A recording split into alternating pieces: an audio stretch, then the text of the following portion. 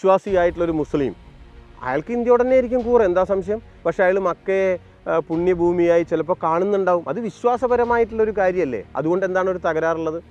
ആധുനിക ഇന്ത്യയിലെ അംഗത്വം, അതിന് നമ്മൾ എന്ത് പരിഗണിച്ചിട്ടില്ല? മതം പരിഗണിച്ചിട്ടില്ല. ഇതാണ് കാര്യം. ഇപ്പം മതം പരിഗണനയ്ക്ക് വന്നു. ബത്ലഹേമിനെ പുണ്യഭൂമിയായി കരുതുന്ന ക്രിസ്ത്യാനികൾ ഉണ്ടാവില്ലേ? അതുകൊണ്ട് എന്താണ് ഒരു തകരാറുള്ളത്? അതിൻ്റെ അർത്ഥം അവർക്ക് ഇന്ത്യയേക്കാൾ ബത്ലഹേമിനോട് അല്ലെങ്കിൽ മക്കയോട്, അറേബ്യൻ നാടുകളോട് സ്നേഹമുണ്ട് എന്നൊന്നുമല്ല. അത് വിശ്വാസത്തിൻ്റെ കേവലം ഒരു കാര്യം മാത്രമാണ്. ഞാൻ ഇന്ത്യയെ പിതൃഭൂമിയോ മാതൃഭൂമിയോ ആയി കരുതുന്നു, പക്ഷേ ഞാൻ ഇന്ത്യയെ പുണ്യഭൂമിയായി കരുതുന്നില്ല. ദേശസ്നേഹവുമായി ബന്ധപ്പെട്ട കാര്യമല്ല, അത് ആധുനിക ബോധ്യവുമായി ബന്ധപ്പെട്ടൊരു കാര്യമാണ്. അങ്ങനെ ആധുനിക ബോധ്യമുള്ള ഒരാൾ സ്വാഭാവികമായും ഈ പൗരത്വത്തിന് വെളിയിലാവും. അത് ഒറ്റയടിക്ക് തന്നെ മുസ്ലിങ്ങളെ, ക്രിസ്ത്യാനികളെ ഒക്കെ പൗരത്വത്തിൽ നിന്ന് വെളിയിലാക്കാനോ അല്ലെങ്കിൽ അവരെ രണ്ടാംകിട പൗരന്മാരായി കണക്കാക്കാനോ ഈ ഒരൊറ്റ വാചകം മതി. ഇന്നോ അശോകൻ്റെ അല്ലെങ്കിൽ അക്ബറിൻ്റെ, പൃഥ്വിരാജ് ചൗഹാൻ്റെ കാലത്തെ പ്രജയല്ല നരേന്ദ്രമോദിയുടെ കാലത്തെ പൗരൻ. പൗരൻ എന്താണ്? ഒരു രാഷ്ട്രത്തിലെ അംഗത്വം എന്നാണ് പൗരത്വത്തിൻ്റെ അർത്ഥം. പോവുക എന്ന് പറഞ്ഞാൽ ഇപ്പോൾ ഇവരൊക്കെ എങ്ങോട്ട് പോവും? അഥവാ പോയ ആൾക്കാർ പാകിസ്ഥാനിലേക്ക് പോവോ? അതോ ഇവരിവിടെ ജയിലിൽ കിടക്കുകയാണോ ചെയ്യുക? അതൊന്നും ഇപ്പോൾ നമുക്ക് അതിൻ്റെ സൂക്ഷ്മാംശങ്ങൾ നമുക്കിപ്പോൾ പറയാൻ പറ്റില്ല. ഈ കൺസെപ്റ്റ് മാറി എന്നുള്ളതാണ്. ഇന്ത്യ പഴയ ഇന്ത്യയല്ല. എന്ന് വെച്ചാൽ സ്റ്റേറ്റിന് മതമുണ്ട് എന്നാണ് ഇപ്പോൾ ഈ പറയുന്നതിൻ്റെ അർത്ഥം. നിങ്ങൾ രാമക്ഷേത്ര നിർമ്മാണവുമായി ബന്ധപ്പെട്ട കാര്യം നോക്കൂ. ഞാനിവിടെ കൂടുതൽ പള്ളി വേണമെന്നോ കൂടുതൽ അമ്പലം വേണമെന്നോ ഒന്നും വാദിക്കാൻ ആളല്ല. പക്ഷേ ഒരേ കോടതി വിധിയാണല്ലോ അമ്പലവും പണിയണം പള്ളിയും പണിയണം എന്ന് പറഞ്ഞത്.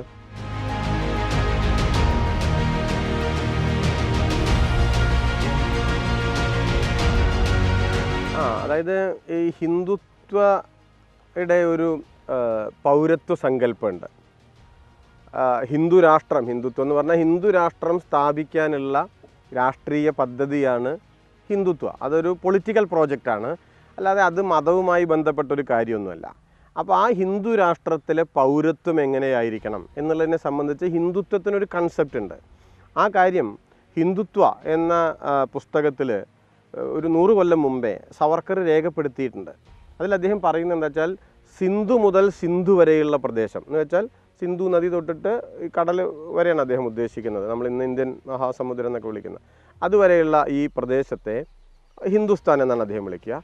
അതിനെ നമ്മുടെ മാതൃഭൂമിയായും പിതൃഭൂമിയായും നമ്മുടെ പിതാക്കന്മാരുടെ പിതാമഹന്മാരുടെയൊക്കെ ഭൂമിയായി കരുതുക. ഓക്കെ, അത്രയും ശരിയാണ്, നമ്മളെല്ലാം അങ്ങനെ കരുതുന്നവരാണ്. അവിടെ നിർത്തുന്നില്ല അദ്ദേഹം. അദ്ദേഹം തുടർന്ന് പറയുന്നത് ഈ ഭൂമിയെ നമ്മുടെ പുണ്യഭൂമിയായി കരുതുകയും ചെയ്യണം എന്നുള്ളതാണ്. അപ്പോൾ അങ്ങനെ ചെയ്യുന്നതോടുകൂടി അതാണ് നേരത്തെ പറഞ്ഞൊരു കാര്യം, അതാണ് പുണ്യഭൂമി എന്ന കൺസെപ്റ്റ് ആധുനികമല്ല. ഒരു രാഷ്ട്രത്തിന് പുണ്യഭൂമി, എന്താണ് പുണ്യഭൂമി എന്ന് പറയുന്ന ഒരു സാധനം? അത് ആധുനികമായിട്ടുള്ള ഒരു കാര്യമല്ല. ഇപ്പം ഞാൻ ഇന്ത്യയെ പിതൃഭൂമിയോ മാതൃഭൂമിയോ ആയി കരുതുന്നു, പക്ഷേ ഞാൻ ഇന്ത്യയെ പുണ്യഭൂമിയായി കരുതുന്നില്ല. അങ്ങനെ കരുതാത്തതിൻ്റെ കാരണം അത് ദേശസ്നേഹവുമായി ബന്ധപ്പെട്ട കാര്യമല്ല, അത് ആധുനിക ബോധ്യവുമായി ബന്ധപ്പെട്ടൊരു കാര്യമാണ്. അങ്ങനെ ആധുനിക ബോധ്യമുള്ള ഒരാൾ സ്വാഭാവികമായും ഈ പൗരത്വത്തിന് വെളിയിലാവും. എന്ന് വെച്ചാൽ നിങ്ങൾ പൗരത്വം കിട്ടില്ല എന്നുള്ളതല്ല, നിങ്ങൾ രണ്ടാംകിട പൗരനാവും എന്നുള്ളതാണ്. അത് ഒറ്റയടിക്ക് തന്നെ മുസ്ലിങ്ങളെ, ക്രിസ്ത്യാനികളെ ഒക്കെ പൗരത്വത്തിൽ നിന്ന് വെളിയിലാക്കാനോ അല്ലെങ്കിൽ അവരെ രണ്ടാംകിട പൗരന്മാരായി കണക്കാക്കാനോ ഈ ഒരൊറ്റ വാചകം മതി. കാരണം വിശ്വാസിയായിട്ടുള്ളൊരു മുസ്ലിം, അയാൾക്ക് ഇന്ത്യയോട് തന്നെ ആയിരിക്കും കൂറ്, എന്താ സംശയം? പക്ഷേ അയാൾ മക്കയെ പുണ്യഭൂമിയായി ചിലപ്പോൾ കാണുന്നുണ്ടാവും. അത് വിശ്വാസപരമായിട്ടുള്ളൊരു കാര്യമല്ലേ? അതുകൊണ്ട് എന്താണ് ഒരു തകരാറുള്ളത്?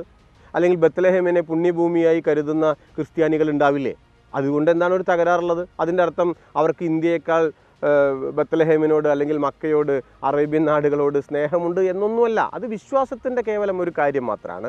അങ്ങനെ കരുതുന്ന ഒരാൾ ആ ഒരൊറ്റ കരുതൽ കൊണ്ട് തന്നെ ഭാരതീയതയിൽ നിന്ന് എന്ന് വെച്ചാൽ ഈ ഇന്ത്യൻ പൗരത്വത്തിൽ നിന്ന് പുറന്തള്ളപ്പെടും എന്നതാണ് ഹിന്ദുത്വയുടെ പൗരത്വ സങ്കല്പം.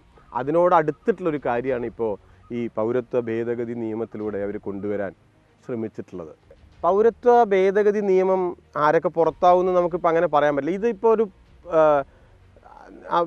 ആ നിയമത്തെപ്പറ്റി മനസ്സിലാക്കിയിട്ടുണ്ടാവുമെന്ന് ഞാൻ വിചാരിക്കുകയാണ്. നമ്മുടെ 3 അയൽ രാജ്യങ്ങൾ, പാകിസ്ഥാൻ, ബംഗ്ലാദേശ്, അഫ്ഗാനിസ്ഥാൻ, ഇവിടെ നിന്ന് വന്നിട്ടുള്ള, ഇവിടെ അഭയാർത്ഥികളായി കഴിയുന്ന ദശലക്ഷക്കണക്കിന് മനുഷ്യരുണ്ട്. എല്ലാ മതത്തിലും പെട്ട മനുഷ്യരുണ്ട്. അതിൽ 6 മതത്തിൽപ്പെട്ടവർക്ക് പൗരത്വം കൊടുക്കാം, മുസ്ലിമിന് കൊടുക്കാൻ പാടില്ല. ഇതാണ് പറഞ്ഞതിൻ്റെ ഒരു അർത്ഥം. അപ്പോൾ അങ്ങനെ വന്നാൽ ആർക്കൊക്കെ ഉണ്ടാവാതിരിക്കുമെന്ന് നമുക്കിപ്പോൾ പറയാൻ പറ്റില്ല. ഇതിലൊരു പ്രശ്നം എന്താണെന്ന് വെച്ചാൽ ഈ പൗരത്വം എന്താണെന്ന് ആദ്യം മനസ്സിലാക്കണം. അപ്പോഴാണ് പൗരത്വ ഭേദഗതിയെ പറ്റി പറയുന്നതിൽ അർത്ഥമുള്ളൂ. പൗരത്വം എന്ന് പറയുന്നത് ഒരു ആധുനികമായ കൺസെപ്റ്റാണ്. ദേശരാഷ്ട്രവുമായി ബന്ധപ്പെട്ട ഒരു കാര്യമാണ്. പണ്ട് പൗരനില്ലല്ലോ. അക്ബർ മഹാനായിരുന്നു, അശോകൻ മഹാനായിരുന്നു, അവർ പല നല്ല കാര്യങ്ങളും ചെയ്തിട്ടുണ്ടാവും. പക്ഷേ അവരുടെ കാലത്തുള്ള മനുഷ്യന്മാർ പ്രജകളായിരുന്നു. അതാണ്. ഇന്നോ അശോകൻ്റെ അല്ലെങ്കിൽ അക്ബറിൻ്റെ, പൃഥ്വിരാജ് ചൗഹാൻ്റെ കാലത്തെ പ്രജയല്ല നരേന്ദ്രമോദിയുടെ കാലത്തെ പൗരൻ. പൗരൻ എന്താണ്? ഒരു രാഷ്ട്രത്തിലെ അംഗത്വം എന്നാണ് പൗരത്വത്തിൻ്റെ അർത്ഥം. അപ്പോൾ നിങ്ങൾ ആ രാഷ്ട്രത്തിനെ ആദ്യം നിർവചിക്കണം. ഇന്ത്യയെ നമ്മൾ നിർവചിച്ച് വെച്ചിട്ടുണ്ട്. അതെന്താണ്? അതൊരു മോഡേൺ സ്റ്റേറ്റ് ആണ്. അതിൻ്റെ ബേസ്മെൻ്റ് എന്താണ്? ആശയങ്ങളാണ്. ആ ആശയങ്ങൾ ഏതാ? ജനാധിപത്യം, തുല്യത, സെക്കുലറിസം, ഫെഡറലിസം, നീതി, സോഷ്യലിസം. ഈ ആശയങ്ങളുടെ മുകളിൽ കെട്ടിപ്പടുത്തിട്ടുള്ള ഒരു മോഡേൺ സ്റ്റേറ്റിൻ്റെ പേരാണ് ഇന്ത്യ. ആ ഇന്ത്യക്ക് ഒരു ലക്ഷ്യമുണ്ട്. അത് വെൽഫെയർ സ്റ്റേറ്റ് എന്നുള്ളതാണ്. ആ ലക്ഷ്യത്തിലേക്ക് നീങ്ങലാണ് നമ്മുടെ കർത്തവ്യം, നമ്മുടെ ജോലി. അപ്പോൾ ആ ആധുനിക ഇന്ത്യയിലെ അംഗത്വം, അതിന് നമ്മൾ എന്ത് പരിഗണിച്ചിട്ടില്ല? മതം പരിഗണിച്ചിട്ടില്ല. ഇതാണ് കാര്യം. ഇപ്പം മതം പരിഗണനയ്ക്ക് വന്നു. അതുകൊണ്ട് ആര് പുറത്താവും ആര് പുറത്താവില്ല എന്ന ചോദ്യത്തിൽ ഇങ്ങനെ 1, 2, 3 ഇവർ പുറത്താവും, 1, 2, 3 ഇവർ പുറത്താവില്ല എന്ന തർക്കം ഇപ്പോൾ വേണ്ടതില്ല എന്ന് എൻ്റെ അഭിപ്രായം. മറിച്ച് ഇതാണ് നമ്മൾ കാണേണ്ടത്. പൗരത്വത്തിന് എന്ന് വെച്ചാൽ ഇന്ത്യയിലെ അംഗത്വത്തിന് മതം മാനദണ്ഡമായാൽ അവിടെ മാറ്റിമറിക്കപ്പെടുന്നത് ഇന്ത്യ എന്ന രാഷ്ട്രസങ്കല്പമാണ്. മതേതര ഇന്ത്യ ഇനിമേൽ മതേതര ഇന്ത്യ അല്ലാതായി തീർന്നു എന്നതാണ്. അതിൽ നിങ്ങൾ എത്ര ആൾ പോകും എന്നുള്ളതിൻ്റെ ഒരു കണക്കെടുക്കുന്നതിൽ വലിയ അർത്ഥമൊന്നുമില്ല. പോവുക എന്ന് പറഞ്ഞാൽ ഇപ്പോൾ ഇവരൊക്കെ എങ്ങോട്ട് പോവും? അഥവാ പോയ ആൾക്കാർ പാകിസ്ഥാനിലേക്ക് പോവോ? അതോ ഇവരിവിടെ ജയിലിൽ കിടക്കുകയാണോ ചെയ്യുക? അതൊന്നും ഇപ്പോൾ നമുക്ക് അതിൻ്റെ സൂക്ഷ്മാംശങ്ങൾ നമുക്കിപ്പോൾ പറയാൻ പറ്റില്ല. ഈ കൺസെപ്റ്റ് മാറി എന്നുള്ളതാണ്. ഇന്ത്യ പഴയ ഇന്ത്യ അല്ല.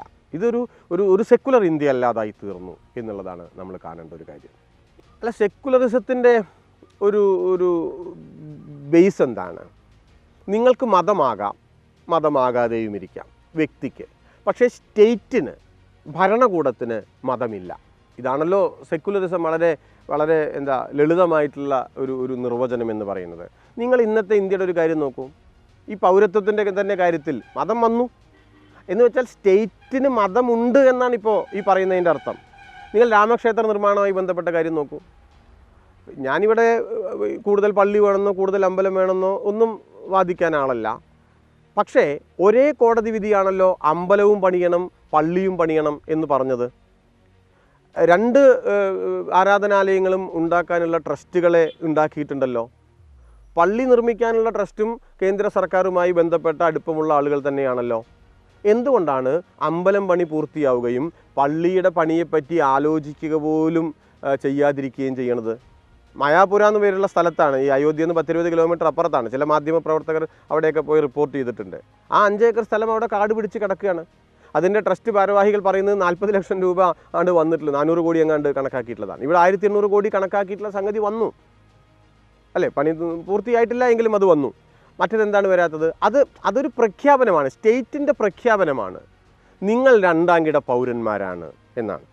അത് ഞാൻ കേവലം മതവിശ്വാസവുമായി ബന്ധപ്പെട്ട് മാത്രമല്ല, നിങ്ങൾ ആധുനിക മനുഷ്യരായാൽ പോലും നിങ്ങൾ 2ാം കിട പൗരന്മാരായി മാറുന്നു.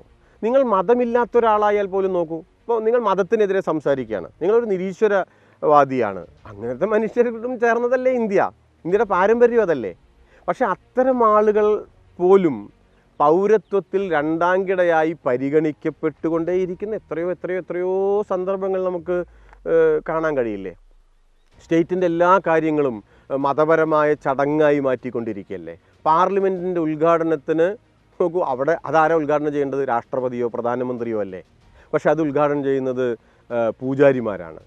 അപ്പുറത്ത് അമ്പലം അതിൻ്റെ തുടക്കം അത് പൂജാരിമാരാണ് ചെയ്യേണ്ടത്, പുരോഹിതന്മാരാണ് ചെയ്യുന്നത്. അത് ചെയ്യുന്നത് ഇന്ത്യയുടെ പ്രധാനമന്ത്രിയാണ്. അപ്പോൾ എന്ന് വെച്ചാൽ ഇന്ത്യൻ സ്റ്റേറ്റിന് ഒരു മതമുണ്ട് എന്ന് നിരന്തരമായി പ്രഖ്യാപിച്ചു കൊണ്ടിരിക്കുകയാണ് RSSും സംഘപരിവാറും കേന്ദ്ര ഗവൺമെൻറ്റും എന്നാണ് നമ്മൾ മനസ്സിലാക്കേണ്ടത്. ആ കാരണം കൊണ്ടാണ് ടെക്സ്റ്റിൽ സെക്കുലറിസം ഉണ്ടെങ്കിലും, സെക്കുലർ ഇന്ത്യയാണെങ്കിലും പ്രാക്ടീസിൽ അതൊരു മത ഇന്ത്യയായി മാറിയിട്ടുണ്ട്.